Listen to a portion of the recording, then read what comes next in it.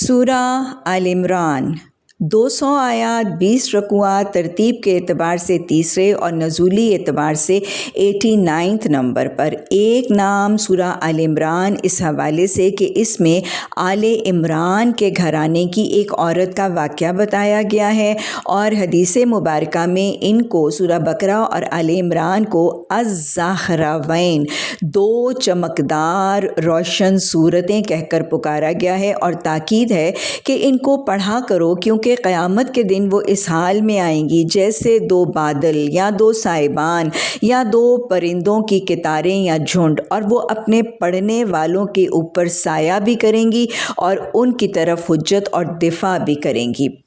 اسی طرح اس کو سورہ الکنز، پوشیدہ چھپا ہوا خزانہ، یہ بھی نام دیا گیا ہے۔ اگر شان نزول دیکھیں تو کلام کے 3 خطبے موجود ہیں۔ پہلے سے لے کے تیسرا رکوع یہ غزوہ بدر کے بعد، چوتھے سے 6واں رکوع یہ 9 ہجری میں نجران کے وفد کے آنے کے بعد نازل ہوا، 7ویں سے 11واں رکوع جو ہے وہ غزوہ بدر کے بعد، اور پھر چوتھا کلام کا سلسلہ 12ویں سے 20واں رکوع یہ غزوہ احد کے بعد تبصرہ کیا گیا ہے۔ رکوع نمبر 1 آیت نمبر 1 سے 9 تک ہے۔ آیت نمبر 2 میں اللہ لا الہ الا هو الحی القیوم، اللہ ال اور الہ کو مل کے بنتا ہے the الہ، وہ کیسا ہے؟ لا الہ الا ہو، اس کے علاوہ کوئی معبود نہیں ہے۔ عقیدہ توحید کے لیے یہ چند حروف جو بالکل وہی معانی، مفہوم اور پیغام دیتے ہیں جو کلمہ طیبہ کا ہے، یا جو سورہ فاتحہ میں ایاک نعبد کا ہے، کہ اس الہ کے علاوہ ہمارا کوئی معبود نہیں ہے، یعنی جسمانی، مالی، روحانی عبادات صرف اور صرف اس اللہ کی ہوں گی اور اس ہی کے لیے ہوں گی۔ اور دوسرا مطلب یہ کہ عبادت کے بعد اطاعت، بندگی، اوبیڈینس اور فرما برداری بھی صرف اس الہی کی ہوگی۔ اپنے گھرانے، اپنے نفس، اپنی برادری، معاشرے، ملک و ملت کے قوانین اگر وہ الہ کے احکامات کے مطابق ہیں تو ان کی اطاعت ہوگی، لیکن اگر وہ اس کے ساتھ متصادم ہیں، کلیش کرتے ہیں، تو لا کی تلوار اللہ کی بندگی اور عبادت پر یہ آیت کلمہ طیبہ اور ایاک نعبد سے چلا دی جاتی ہے۔ اور اس الہ کی صفت کیا ہے؟ الحی القیوم، اللہ کا سب سے بڑا صفاتی نام جو ہے اسم اعظم، یہ الحی القیوم ہے۔ حدیث کے الفاظ ہیں، اسم اعظم کو 3 آیتوں میں تلاش کرو، سورہ بقرہ کی آیت الکرسی، سورہ ال عمران کی آیت نمبر 2 اور سورہ طٰہٰ کی آیت نمبر 111۔ اگر دیکھا جائے تو پھر یہ کیا ہے؟ الحی القیوم، اور آپ نے فرمایا کہ اس کو پکار کر جب دعا کی جائے گی تو دعا رد نہیں ہوگی۔ اسی لیے نبی صلی اللہ علیہ وسلم اپنی پریشانی اور گھبراہٹ اور اضطراب کی دعاؤں میں یا حی یا قیوم برحمتک نستغیث کی دعا ہمیشہ پڑھتے تھے۔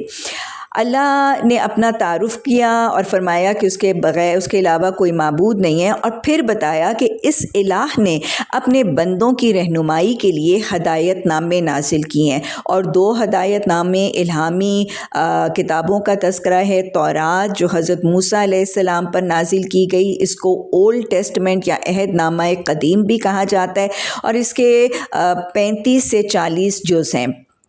انجیل وہ آسمانی کتاب جو حضرت عیسیٰ علیہ السلام پر اتاری گئی، اس کو نیو ٹیسٹمنٹ اور عہد نامہ جدید کہا جاتا ہے، اور اس کے 20 سے 25 رکوعات مختلف جو فرقے اور گروہ ہیں عیسائیوں کے، ان کے پاس ہے۔ انجیل بنیادی طور پر وحی کے الفاظ نہیں، حضرت عیسیٰ علیہ السلام اللہ کے احکامات سننے کے بعد جو خطبات دیتے تھے، انجیل بنیادی طور پر ان خطبات پر مشتمل ہے۔ اور پھر آیت نمبر 4 میں اللہ نے قرآن کو فرقان کہہ کر پکارا ہے۔ فرقان کا مطلب ہے مبالغے کی حد تک فرق کرنے والا کلام۔ کس میں فرق کرنا؟ حق اور باطل، حلال حرام، نیکی گناہ، جائز ناجائز، رب پسند اور رب ناپسند طریقوں اور رویوں پر فرق کرنے والی کتاب۔ اور پھر آگے وعید دی گئی ہے کہ ایسا فرقان کا انکار کرنے والوں کے لیے شدید عذاب کی وعید اور ان کو تنبیہ کی گئی ہے۔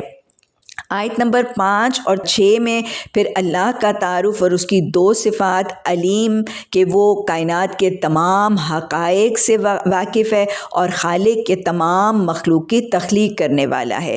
آیت نمبر 7 میں پھر یہ بتایا گیا ہے کہ وہ قرآن جس کو فرقان کہہ کر پکارا گیا ہے، اس میں 2 قسم کی آیات ہیں، اور پھر چونکہ آیات 2 قسم کی ہیں تو اس سے تعلق رکھنے والے لوگوں کی بھی 2 قسم کے لوگ ہیں۔ 2 قسم کی آیات میں ایک تو محکمات ہیں۔ محکمات قرآن کی وہ آیات ہیں جن میں واضح، کلیئر کٹ 2 ٹوک احکامات ہیں، جن میں کوئی کنفیوژن، ڈاؤٹ، ابہام اور کسی قسم کو سمجھنے میں تردد نہیں ہے۔ یہ وہ آیات ہیں جن میں عقائد پر ایمانیات، احکامات، ڈوز ڈونٹس، حلال حرام، جنت جہنم، سزا جزا کے تذکرے ہیں۔ تو یہ تمام قرآن کی آیات محکمات ہیں۔ دوسری قسم کی آیات متشابہات ہیں۔ متشابہات وہ آیات ہیں جن کو پڑھنے کے بعد معنی، پیغام جو ہے وہ مشتبہ ہو جاتا ہے، شبہ پڑ جاتا ہے، ڈاؤٹ ہے، کنفیوژن ہے، کلیئر کٹ پیغام سمجھ نہیں آتا، ایک ابہام رہ جاتا ہے۔ مختلف قسم کی متشابہات قرآن میں ہیں۔ کچھ مفسرین کے نزدیک ان کی تعداد 9 ہے، کچھ کے نزدیک 11، کچھ کے نزدیک 17 ہے۔ تو جیسے اگر میں مثال دے کر بتاؤں تو اللہ نے فرمایا وَسِعَ كُرْسِيُّهُ السَّمَاوَاتِ وَالْأَرْضِ، آیت الکرسی میں اللہ فرماتا ہے کہ اللہ کی کرسی جو ہے وہ زمینوں آسمانوں سے اس پر زیادہ وسعت والی ہے۔ اب کرسی اللہ کی کیسی ہے، وہ کس چیز کی ہے، کیا مٹیریل ہے، کیا ٹیکسچر ہے، کیا حیت ہے، ساخت ہے، شیپ ہے، سائز ہے، وہ کہاں ہے، یہ ٹوٹلی ہم اس کو کمپریہینڈ نہیں کر سکتے۔ اور پھر قرآن میں آتا ہے ثم استویٰ الی العرش، کہ اللہ اپنے عرش پر مستوی ہو گیا۔ اللہ کی کرسی، اللہ کا عرش، اس کی کیفیت اور حیت اور ساخت کیا ہے، پھر اس پر اس کے رب اور اللہ کے مستوی ہونے کا پوزیشن، پوسچر، ایٹیچیوڈ، کیفیت کیا ہے، یہ وہ ساری چیزیں ہیں جن کا ہم ادراک، فہم، شعور کمپریہینڈ کر ہی نہیں سکتے۔ تو یہ متشابہات ہیں۔ اس کے بعد اللہ نے یہ تعارف کروانے کے بعد فرمایا کہ پھر چونکہ آیات 2 قسم کی ہیں تو قرآن کے ساتھ کنیکٹ ہونے والے لوگ بھی 2 قسموں کے ہیں۔ پہلی کیٹیگری وہ ہے الذین فی قلوبہم زیغ، یہ وہ لوگ ہیں جن کے دلوں میں ٹیڑھ ہے، کجی ہے، کروکڈنس ہے، سیدھا سادہ کلیئر کٹ 2 ٹوک رویہ قرآن کے ساتھ اڈاپٹ نہیں کرتے۔ کروکڈ اور ٹیڑھا رویہ، اس میں ضد اور ڈٹائی اور کروکڈنس ہے، اور ان کا ٹیڑھ کیا ہے کہ وہ کلیئر کٹ محکمات، احکامات پر مشتمل آیات کو چھوڑ کر وہ متشابہات کو من مانی، اپنی مرضی کے معانی پہناتے ہیں، یعنی دین کے احکامات کو بدلنے کے لیے اور اپنے من پسند احکامات نکالنے کے لیے محکمات کو چھوڑتے ہیں اور متشابہات کے پیچھے لگتے ہیں اور ان کو اپنی مرضی کے معانی پہناتے ہیں۔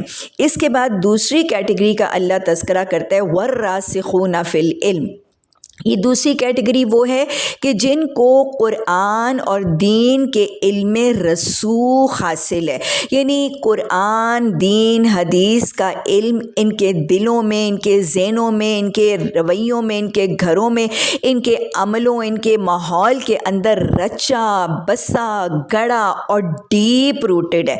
اللہ ہمیں ان میں بنا دے۔ تو وہ دوسری کیٹیگری ہے جن کو قرآن اور دین کے علم رسوخ ہے۔ اللہ کہتا ہے یہی اولو الالباب ہیں۔ اولو الالباب کا مطلب ہے کہ سیانے، سمجھدار، دانش مند، ہوش مند، عقل مند۔ تو لہٰذا دیکھ لیجئے کہ قرآن میں پھر اللہ کے نزدیک سیانے سمجھدار وہ ہیں جن کو قرآن میں رسوخ ہے۔ اللہ ہمیں ان میں بنا دے۔ اور پھر اللہ نے آگے بتایا یہ ہے کہ وہی لوگ جن کو قرآن میں رسوخ ہے وہی سیانے ہیں، انہی کو قرآن کے تعلق سے ہدایت ملتی ہے اور یہی فلاح پانے والے ہیں۔ گویا اللہ نے ان آیات میں یہ واضح طور پر سمجھا دیا کہ قرآن سے ہدایت کن کو ملتی ہے، دنیا اور آخرت میں فلاح سے کون ہم کنار ہوں گے، اور یہی وہ سیانے لوگ ہیں جن کو، کون سے لوگ ہیں جن کو ہدایت ملتی ہے، فلاح سے ہم کنار ہوں گے اور اللہ کے سمجھدار بندوں میں شامل ہیں جن کو قرآن میں رسوخ حاصل ہے، پختہ ہیں جو اس میں۔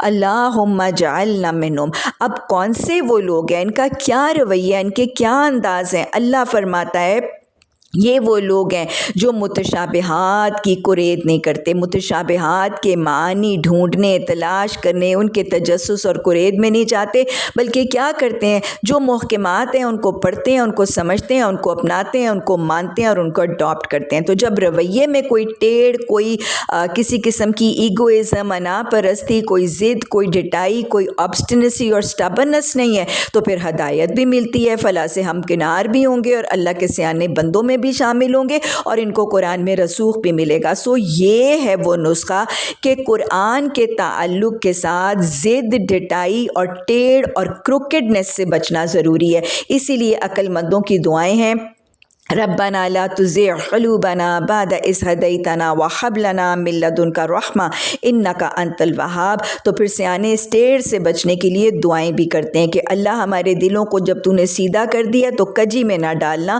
تو لہٰذا یہی وہ دعا ہے جو ہم اپنے قرآن کی نشست کی تکمیل پر بھی کرتے ہیں کہ اللہ ہمیں قرآن میں رسوخ دے، ہمیں اپنے سیانے، سمجھدار، ہدایت یافتہ بندوں اور فلاح پانے والوں کی صف میں شامل فرما لے۔